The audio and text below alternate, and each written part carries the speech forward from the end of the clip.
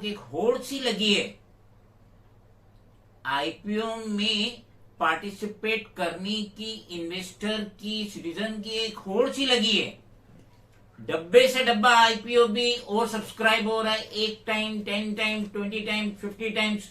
लेकिन यहाँ पे सिटीजन ये नहीं देख रहे कि जो आईपीओ रिसेंटली आके गया या पुरानी कंपनी जो बहुत अच्छी है और बहुत अच्छा रिटर्न देने की क्षमता रखती है, उसके बावजूद भी आंख मूंद के आईपीओ में पैसा डाला जा रहा है।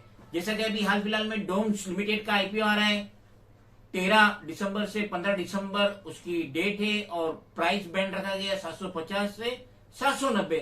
कंपनी क्या काम क्या करती है? ये स्कूल कॉलेज के स्टेशनरी का काम करती है, पेंसिल बनाती है, रबर बनाती है, शार्पनर बनाती है, अदर आइटम बनाती है, कॉपी किताब बनाती है। और यहाँ पे इतना ज्यादा टफ कंपटीशन है कि पूछो नहीं। लेकिन फिर भी ग्रे मार्केट में इसका प्रीमियम बहुत अच्छा चल रहा है, जिसकी वजह से हर एक के दिल में लड्डू फूट रहे हैं कि क्यों ना हम इसमें पार्टिसिपेट करें आईपीओ में और लिस्टिंग गेन लेते हुए घर निकल जाए। मगर ये सही तरीका नहीं है।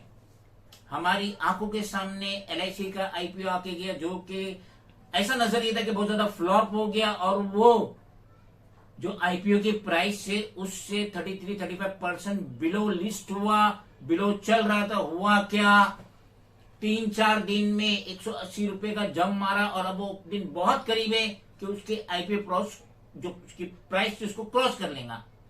हमारे सामने जियो फाइनेंस सर्विसेज लिमिटेड का जो डीमर्जर हुआ है रिलायंस इंडस्ट्रीज से, वो हमारी आंखों के सामने जो 250 पे है और जो एलआईसी भी 800 पे है। और वेदांता लिमिटेड, अनिल अग्रवाल की कंपनी, जो कि मार्च अप्रैल तक इस एक कंपनी के आवाज में 5 कंपनी डीमर्जर करेंगी, लिस्टिंग करेंगी बॉम्बे और नेशनल स्टॉक एक्सचेंज में। तो हम इधर ध्यान नहीं दे रहे, हम डूम्स के पीछे दौड़ रहे हैं कि नहीं डूम्स में डालेंगे। अरे pencil, rubber, sharpener, other item, school college जहाँ पे बहुत ही ज्यादा टफ कंपटीशन है और ये भी नंबर 1 पोजीशन पे नहीं है, इससे आगे नवनीत है और इसका जो लोकल मार्केट में भी बहुत ज्यादा कंपटीशन है। तो यहाँ पे जा रहे शार्पनर, पेंसिल, रबर लेने के लिए, जबकि जियो ना जाने कितनी कंपनी वो लिस्टिंग करेगा। जियो फाइनेंस सर्विसेज के आवाज में आने वाले दौर में ना जाने वो कितनों को टेक ओवर कर लेगा, क्रॉस कर लेगा। हाल फिलहाल में नंबर 3 नंबर की कंपनी है और आके अभी इसे 2-3 महीना 4 महीना भी नहीं हुआ है। तो हम रिक्वेस्ट करेंगे सिटीजन से, इन्वेस्टर के कि आप अलते बलते आईपीओ में मत जाइए। क्या आप उस पर ध्यान दे रहे हो? लिस्टिंग गेन लेने के बाद घर चले जाएंगे, क्या होगा इससे? फिर दूसरा आईपीओ में डालेंगे, कभी अटक गए तो अटक गए, पूरी पूंजी अटक जाएंगी, गिर जाएंगी, खत्म हो जाएंगी। आंखों के सामने जियो फाइनेंस सर्विसेज लिमिटेड वो लीजिए, एलआईसी लीजिए, वेदांता लीजिए और तहकीकात कीजिए, एक्सपर्ट्स की राय लीजिए, अपने फाइनेंशियल कंसल्टेंट की राय लीजिए और अच्छी कंपनी में डालिए। आईपीओ पे अपना पैसा और अपना दिमाग मत खराब कीजिए। वेदांता क्या बुरी है? ठीक है, उस पर थोड़ा कर्जा है और वो भी वेदांता रिसोर्सेज लिमिटेड जो कि लंदन में लिस्टिंग है, वहां पे उस पर कर्जा है। और कितनी बड़ी कंपनी, अल्यूमिनियम की कितनी बड़ी कंपनी है, जिंक की कितनी बड़ी कंपनी है।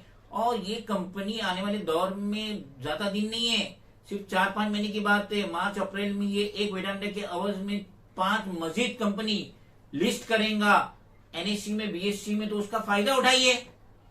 डिविडेंड देने में तो नंबर 1 कंपनी है, फिर इसका कर्जा भी मुक्त हो जाएगा। ये कंपनी कहां से कहां निकल जाएंगी। एलआईसी 2 लाख करोड़ रुपए एक साल में वो इन्वेस्ट करती है इंडियन मार्केट में। उसकी कितनी प्रॉपर्टीज है, जितनी ऑफिस है एलआईसी की खुद की है, भाड़े पे नहीं है। तो ये सोचिए कि उसके पास कितनी बड़ी एसेट्स है। Jio Financial Services Limited BlackRock के साथ जो उसका मर्जर हुआ, दोनों 50-50 में है। कहां से कहां जाएगा, आंखों के सामने 250 रुपए में ले लीजिए, पता नहीं ये कितने रिकॉर्ड तोड़ देगा।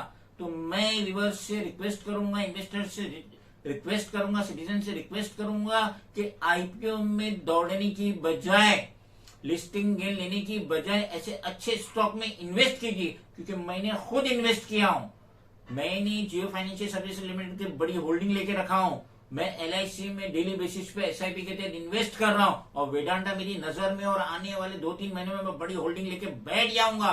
क्योंकि मुझे इसमें पूरा पोटेंशियल नजर आता है और हम उम्मीद करेंगे कि विवाह सिटीजन इन्वेस्टर इन 3 कंपनी पे भी ध्यान देंगे और इसमें इन्वेस्ट करेंगे ताकि एक अच्छा गेन हो अपने बच्चों के लिए, अपनी फैमिली के लिए, बच्चों की पढ़ाई के लिए, बच्चों की शादी के लिए, बच्चों के हाउसिंग के लिए, अच्छी हाउसिंग के लिए, खुद के लिए भी ऐसी कंपनी में इन्वेस्ट करके गेन लीजिए बनिस्बत आईपीओ में दौड़ने के।